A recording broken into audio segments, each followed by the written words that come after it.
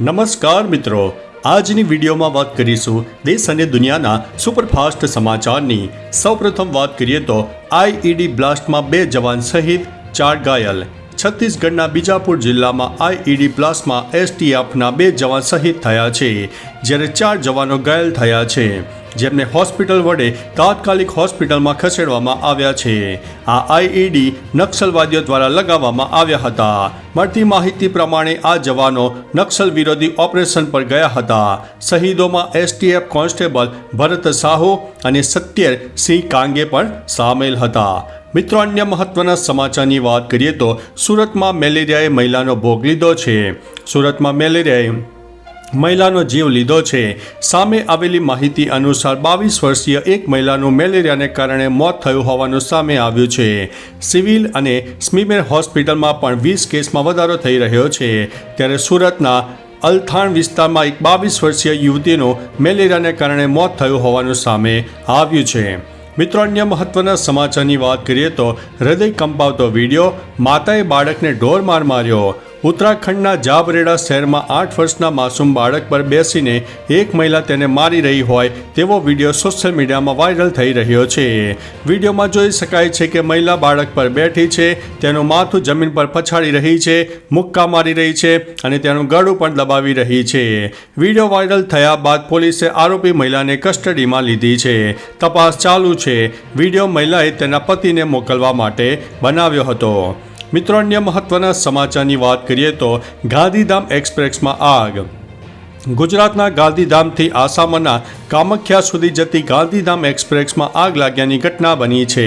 Media report પ્રમાણે આસામના બોગાઈ ગાંવ પાસે ટ્રેનના કેટલાક ડબ્બામાં આગ લાગી હતી। કોઈ ટેકનિકલ ખામીના કારણે ટ્રેનમાં આગ લાગી હોવાની વાત સામે આવી છે। મિત્રો, અન્ય મહત્વના સમાચારની વાત કરીએ તો 3.38 લાખથી વધુ ભક્તોએ બાબા બર્ફાનીના દર્શન કર્યા છે।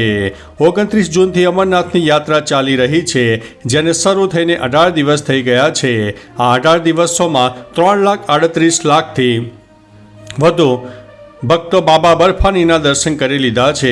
આ વાર્ષિક યાત્રાનું સંચાલન કરતા શ્રી અમરનાથ શ્રાઇન બોર્ડના અધિકારીઓએ આ માહિતી આપી છે। યાત્રા કરનારો તેમજ અન્ય ઘણા લોકોનું કહેવું છે કે આ યાત્રા કરવી સરળ હોતી નથી, છતાં દર વર્ષે લાખો લોકો બાબાના દર્શનાર્થે પહોંચી જાય છે। મિત્રો, અન્ય મહત્વના સમાચારની વાત કરીએ તો ચાંદીપુરા વાયરસથી વધુ એક બાળકીનું મોત। ગાંધીનગરમાં ચાંદીપુરા વાયરસથી વધુ એક 7 વર્ષની બાળકીનું મોત થયું છે। રાજ્યમાં 15થી વધુ શંકાસ્પદ ચાંદીપુરા વાયરસના કેસ સામે આવ્યા છે। દહેગામના અમરાજીના મુવાડીમાં બાળકીનું મોત થયું છે। 7 વર્ષની બાળકીનું સારવાર દરમિયાન જ મોત થયું છે। મીડિયાના અહેવાલ પ્રમાણે શંકાસ્પદ વાયરસે અત્યાર સુધીમાં 12 દર્દીઓ, જેમાં ખાસ કરીને બાળકોનો ભોગ લીધો છે। મિત્રો, અન્ય મહત્વના સમાચારની વાત કરીએ તો ચાંદીપુરાનો કહેર, વધુ 4 બાળકના મોત, કુલ આંકડો 19ની આસપાસ પહોંચી ગયો છે। ચાંદીપુરા વાયરસે ગુજરાતમાં હાહાકાર મચાવ્યો છે। ટપોટપ બાળકો મરી રહ્યા છે, ત્યારે વધુ 4 બાળકોના મોત થયા છે।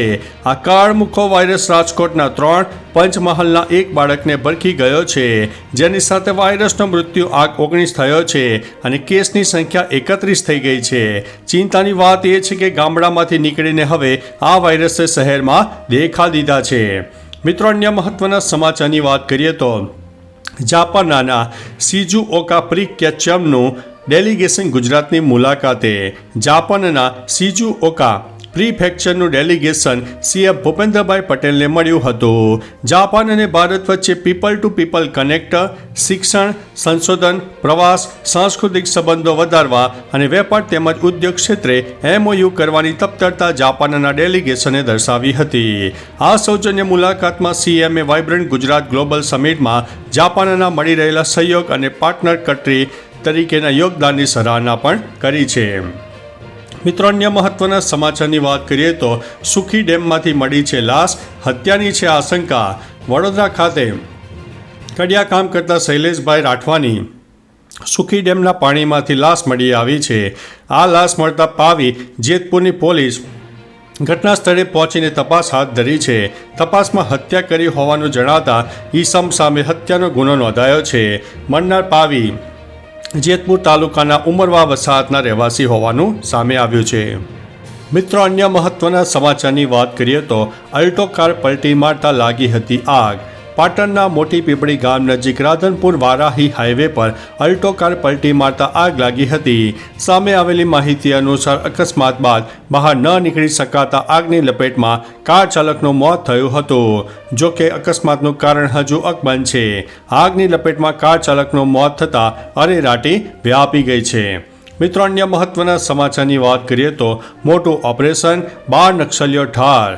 મહારાષ્ટ્ર સરહદ પર વંડોલી ગામ પાસે સુરક્ષા દળો સાથેની અથડામણમાં 12 નક્સલવાદીઓ માર્યા ગયા છે. નક્સલવાદીઓ પાસેથી મોટી માત્રામાં હથિયારો મળી આવ્યા છે. તેમની પાસેથી AK-47 સહિત ઘણા ઓટોમેટિક હથિયારો મળી આવ્યા છે. આ અથડામણમાં 2 સૈનિકો પણ ઘાયલ થયા છે. આ અથડામણ મહારાષ્ટ્ર અને છત્તીસગઢની સરહદ નજીક ગઢચિરોલી અને કાંકેર સરહદ પાસે બની હતી. મિત્રો, અન્ય મહત્વના સમાચારની વાત કરીએ તો તારક મહેતા શોમાં આ અભિનેતા કરશે વાપસી. જાણો શું છે વાત. તાજેતરમાં ગુરુચરણસિંહ તારક મહેતા કા ઉલ્ટા ચશ્માના સેટ પર નિર્માતા આશિષ મોદીને મળ્યા હતા. મુલાકાત બાદ તેમના કમબેકની અફવાઓ પણ શરૂ થઈ ગઈ છે.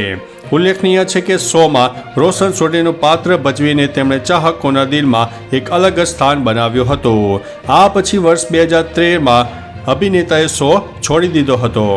મિત્રો, અન્ય મહત્વના સમાચારની વાત કરીએ તો યુવકને ગે એપ્લિકેશનની મદદથી મળવા બોલાવીને લૂંટી લીધા.